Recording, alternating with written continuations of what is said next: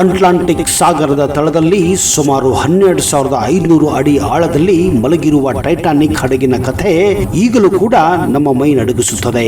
ಕಗ್ಗತ್ತಲ ಸಾಗರ ಆಳದಲ್ಲಿ ಶತಮಾನಗಳಿಂದ ಯಾರು ಸ್ಪರ್ಶಿಸದ ಆ ಒಂದು ಕಬ್ಬಿಣದ ಬಾಗಿಲು ಇಂದಿಗೂ ಹಾಗೆ ಇದೆ ಅಂದರೆ ನೀವು ನಂಬಲೇಬೇಕು. ಹೌದು, ಅದು ಟೈಟಾನಿಕ್ನ ದಿ ಡೆಕ್. ಅದುವೇ ಗ್ಯಾಂಗ್ವೇ ಬಾಗಿಲಾಗಿತ್ತು. ಒಂದು ಕಾಲದಲ್ಲಿ ಈ ಬಾಗಿಲು ಹಡಗಿನ ಒಳ ಬರುವ ದಾರಿ ಇತ್ತು. ಆದರೆ ಇಂದು ಅದು ಒಂದು ಮೌನ ಸಾಕ್ಷಿಯಾಗಿ ನಿಂತಿದೆ. ಹಡಗಿನ ಹೊಳೆಯುವ ದೀಪಗಳು ಮತ್ತು ಶ್ರೀಮಂತ ಪ್ರಯಾಣಿಕರ ಅಬ್ಬರದ ನಡುವೆ ಯಾರಿಗೂ ಕಾಣದೆ ಒಂದು ಸಣ್ಣ ಪ್ರಪಂಚವೇ ಅಲ್ಲಿ ಕೆಲಸ ಮಾಡುತ್ತಿತ್ತು. ಅದುವೇ ಸ್ಕಾಟ್ಲ್ಯಾಂಡ್ ರೋಡ್. ಇದು ಹಡಗಿನ ಸಿಬ್ಬಂದಿಗಳು ಬಳಸುತ್ತಿದ್ದ ಸುದೀರ್ಘವಾದ ಕಿರಿದಾದ ಸುರಂಗದ ಒಂದು ದಾರಿಯಾಗಿತ್ತು. ಹಡಗಿನ ಇಂಜಿನ್ ರೂಮ್ನಿಂದ ಹಿಡಿದು ಅಡುಗೆ ಮನೆಯವರೆಗೆ ಕೆಲಸಗಾರರು ಈ ಕತ್ತಲೆ ದಾರಿಯಲ್ಲೇ ಓಡಾಡುತ್ತಿದ್ದರು. ಆದರೆ ಏಪ್ರಿಲ್ 14, 1912 ಆ ಕರಾಳ ರಾತ್ರಿ ಎಲ್ಲವನ್ನ ಬದಲಿಸಿಬಿಟ್ಟಿತ್ತು. ಮಂಜುಗಡ್ಡೆಗೆ ಡಿಕ್ಕಿ ಹೊಡೆದ ಕ್ಷಣ ಮೊದಲು ನೀರು ನುಗ್ಗಿದ್ದೇ ಇದೇ ಸಿಬ್ಬಂದಿಗಳ ದಾರಿಗೆ.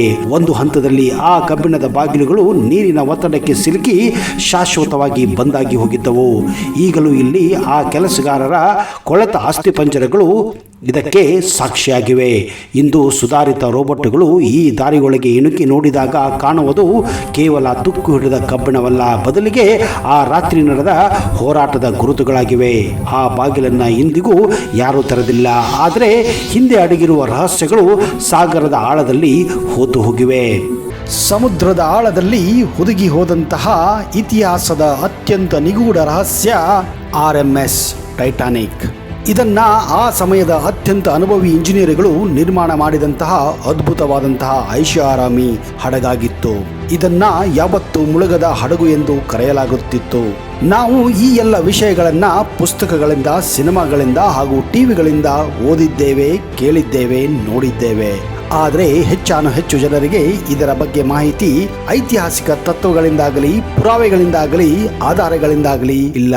ಬದಲಿಗೆ ಟೈಟಾನಿಕ್ ಮೇಲೆ ಆಧಾರಿತ ಹಲವಾರು ಸಿನಿಮಾಗಳಿಂದ ದೊರಕಿದೆ.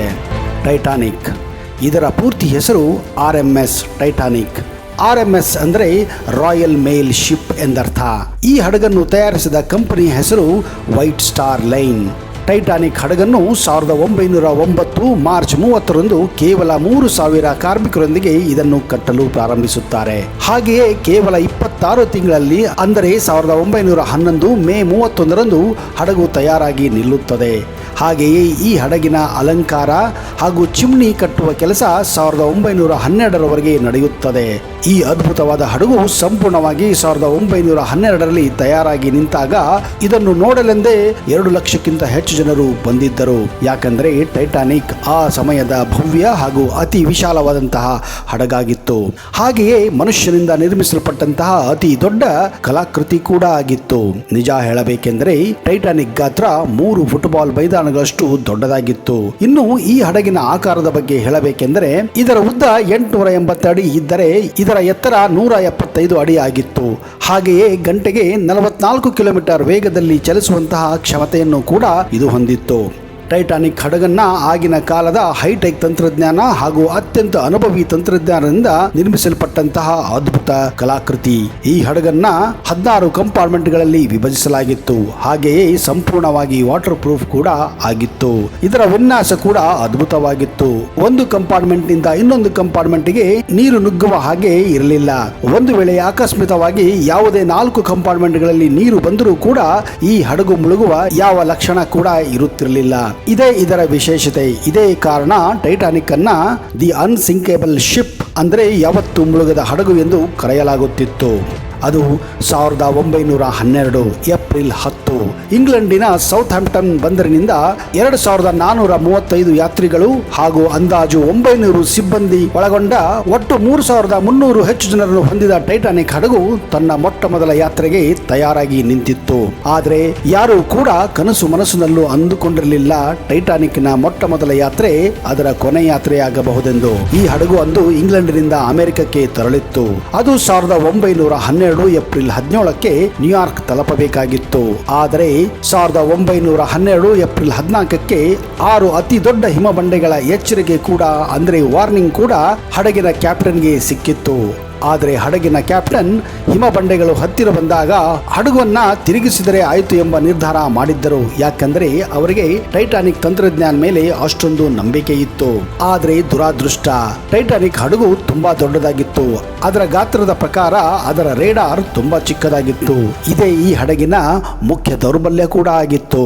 ಹಿಮಬಂಡೆಗಳು ಹತ್ತಿರ ಬಂದಾಗ ಟೈಟಾನಿಕ್ ಹಡಗಿನ ವೇಗ ತುಂಬಾ ಜಾಸ್ತಿ ಆಗಿದ್ದರಿಂದ ಹಿಮಬಂಡೆಗಳಿಂದ ತಪ್ಪಿಸಲು ಸಾಧ್ಯವಾಗಲಿಲ್ಲ. ಇದೇ ಕಾರಣ ಹಡಗು ಹಿಮಬಂಡೆಗೆ ಹೋಗಿ ರಭಸದಿಂದ ಅಪ್ಪಳಿಸುತ್ತದೆ. ಒಂದು ಅನುಮಾನದ ಪ್ರಕಾರ ಈ ಹಿಮಬಂಡೆಗಳು 10,000 ವರ್ಷಗಳ ಹಿಂದೆ ಐಸ್ಲ್ಯಾಂಡ್ ಇಂದ ಬೇರ್ಪಟ್ಟಿದ್ದವು. ಇದೇ ಕಾರಣ ಈ ಹಿಮಬಂಡೆಗಳು ಅಷ್ಟೊಂದು ಗಟ್ಟಿ ಕೂಡ ಆಗಿದ್ದವು. ಹಿಮಬಂಡೆಗೆ ಟೈಟಾನಿಕ್ ಅಪ್ಪಳಿಸಿದಾಗ ಟೈಟಾನಿಕ್ ಹಡಗಿನ ಬಲಭಾಗದಲ್ಲಿ ರಂಧ್ರಗಳು ಕಾಣಿಸಿಕೊಂಡವು. ಅಪ್ಪಳಿಕೆಯ ಪ್ರಮಾಣ ತುಂಬಾನೇ ಘೋರವಾಗಿತ್ತು. ಇದೇ ಕಾರಣ ಈ ಏಟು ಹಡಗನ್ನು ತುಂಬಾನೇ ಘಾಸಿಗೊಳಿಸಿತ್ತು. ಯಾವ ಕಂಪಾರ್ಟ್ಮೆಂಟ್ ನಲ್ಲಿ ಏಟು ಬಿದ್ದಿತ್ತೋ ಒಂದೊಂದು ಕಂಪಾರ್ಟ್ಮೆಂಟ್ ನಲ್ಲಿ ನೀರು ಹರಿಯಲು ಪ್ರಾರಂಭಿಸಿತು. ಹಾಗೆಯೇ ಆ ಕಂಪಾರ್ಟ್ಮೆಂಟ್ ಕೂಡ ಮುರಿಯಲು ಪ್ರಾರಂಭಿಸಿದವು. ಈ ಒಂದು ಘಟನೆಯಿಂದ ಹಡಗಿನ 16 ಕಂಪಾರ್ಟ್ಮೆಂಟ್ ಪೈಕಿ 5 ಕಂಪಾರ್ಟ್ಮೆಂಟ್ಗಳಲ್ಲಿ ಸಂಪೂರ್ಣವಾಗಿ ನೀರು ನುಗ್ಗಿತ್ತು. ಇದರಿಂದ ಅತಿ ವೇಗವಾಗಿ ಬೇರೆ ಕಂಪಾರ್ಟ್ಮೆಂಟ್ಗಳಲ್ಲೂ ಕೂಡ ನೀರು ನುಗ್ಗಲು ಪ್ರಾರಂಭಿಸಿತು. ಅಂದು ರಾತ್ರಿ 11 ಗಂಟೆ ಸುಮಾರಿಗೆ ಹಡಗು ಸ್ವಲ್ಪವಾಗಿ ಸಮುದ್ರದಲ್ಲಿ ಮುಳುಗಲು ಪ್ರಾರಂಭಿಸಿತು. ಆಗ 2 ಗಂಟೆ 20 ನಿಮಿಷ ಆ ವೇಳೆಗೆ ಟೈಟಾನಿಕ್ ಹಡಗು ಸಂಪೂರ್ಣವಾಗಿ ಉತ್ತರ ಅಟ್ಲಾಂಟಿಕ್ ಸಾಗರದಲ್ಲಿ ಮುಳುಗಿ ಹೋಯಿತು. ಒಂದು ಅಚ್ಚರಿ ಏನೆಂದರೆ ಹಿಮಬಂಡೆಗೆ ಅಪ್ಪಳಿಸಿದ ನಂತರವೂ ಕೂಡ 2.5 ಗಂಟೆ ಕಾಲ ಇದು ಸಮುದ್ರದಲ್ಲಿ ತೇಲುತ್ತಿತ್ತು. ಒಂದು ವೇಳೆ ಬೇರೆ ಹಡಗು ಆಗಿದ್ದರೆ ಇಂತಹ ಒಂದು ದುರ್ಘಟನೆಯಲ್ಲಿ ಕೇವಲ ಅರ್ಧ ಗಂಟೆಯಲ್ಲಿ ಅದು ಸಂಪೂರ್ಣವಾಗಿ ಮುಳುಗುತ್ತಿತ್ತು. ಹಡಗಿನಲ್ಲಿ ಕೆಲವು ಅಂದರೆ 16 ಜೀವ ಉಳಿಸುವಂತಹ ಲೈಫ್ ಬೋಟ್ಸ್ಗಳು, ಚಿಕ್ಕ ದೋಣಿಗಳು ಇದ್ದವು. ಇದೇ ಕಾರಣ ಕೇವಲ 750 ಜನರಿಗೆ ಮಾತ್ರ ಬದುಕಿಸಲು ಸಾಧ್ಯವಾಯಿತು. ಇದರಲ್ಲಿ ಮೊದಲು ಮಹಿಳೆಯರಿಗೆ ಮತ್ತು ಚಿಕ್ಕ ಮಕ್ಕಳಿಗೆ ಪ್ರಾಥಮಿಕ ಆದ್ಯತೆ ನೀಡಲಾಗಿತ್ತು. ಈ ಘಟನೆಯಿಂದ 2,500ಕ್ಕಿಂತ ಹೆಚ್ಚು ಜನರು ಮೃತಪಟ್ಟರು. ಆದರೆ ಎಲ್ಲರ ಸಾವು ನೀರಿನಲ್ಲಿ ಮುಳುಗಿ ಆಗಿರಲಿಲ್ಲ. ಹೆಚ್ಚಾಗಿ ಅವರು ಸಾವನ್ನಪ್ಪಿದ್ದು ನೀರಿನ ಚಳಿಯಿಂದಾಗಿ. ಕಾರಣ ಈ ದುರ್ಘಟನೆ ನಡೆದಂತಹ ಜಾಗದಲ್ಲಿ ಅಂದು ನೀರಿನ ಉಷ್ಣಾಂಶ -5 ಆಗಿತ್ತು. ಇಂಥ ಕಡಿಮೆ ಉಷ್ಣಾಂಶದಲ್ಲಿ ಒಬ್ಬ ಮನುಷ್ಯ ಅಂದರೆ 15ರಿಂದ 20 ನಿಮಿಷ ಮಾತ್ರ ಬದುಕಲು ಸಾಧ್ಯ. ಟೈಟಾನಿಕ್ ಹಡಗಿನಲ್ಲಿ ಇದ್ದಂತಹ ಸಂಗೀತಗಾರರು ಬರೋಬ್ಬರಿ 2.5 ಗಂಟೆಗಳ ಕಾಲ ಸತ್ತವಾಗಿ ಸಂಗೀತವನ್ನು ನುಡಿಸುತ್ತಿದ್ದರು. ಕಾರಣ ಸಾಯುವಂತಹ ಯಾತ್ರಿಗಳು ಶಾಂತಿಯಿಂದ ಅದಲು ಮರಣ ಹೊಂದಲಿ ಎಂದು ಅವರ ಆಸೆಯಾಗಿತ್ತು. ಟೈಟಾನಿಕ್ ಮುಳುಗುತ್ತಿದ್ದ ಹಾಗೆಯೇ ಅದರ ಶೋಧ ಕಾರ್ಯವು ಪ್ರಾರಂಭವಾಯಿತು. ಆದರೆ ಹಡಗಿನ ಅವಶೇಷಗಳು ಸಿಗುವುದಕ್ಕೆ ಸುಮಾರು 59 ವರ್ಷಗಳೇ ಹಿಡಿದವು. ಈಗಲೂ ಕೂಡ ಟೈಟಾನಿಕ್ ಹಡಗಿನ 2 ಭಾಗಗಳು 1300 ಮೀಟರ್ ಆಳದಲ್ಲಿ 600 ಅಡಿ ಅಂತರದಲ್ಲಿ ಬಿದ್ದಿವೆ. ಹಾಗೆಯೇ ಟೈಟಾನಿಕ್ ಹಡಗಿನ ಸಂಪೂರ್ಣ ಅವಶೇಷಗಳು 15,000 ಮೀಟರ್ ರೇಡಿಯಸ್ನಲ್ಲಿ ಹರಡಿಕೊಂಡಿವೆ. ಟೈಟಾನಿಕ್ ಮುಳುಗಿದ 100 ವರ್ಷಗಳ ಅವಧಿಯಲ್ಲಿ ನಾವು 100 ತರಹದ ಕಥೆಗಳನ್ನು ಕೇಳಿದ್ದೇವೆ ಸ್ನೇಹಿತರೆ. ಇವುಗಳಲ್ಲಿ ಯಾವುದು ಸರಿ ಯಾವುದು ತಪ್ಪು ಅನ್ನೋದೇ ಇನ್ನೂ ಬಗೆಹರದ ಒಂದು ನಿಗೂಢ ರಹಸ್ಯವಾಗಿತ್ತು.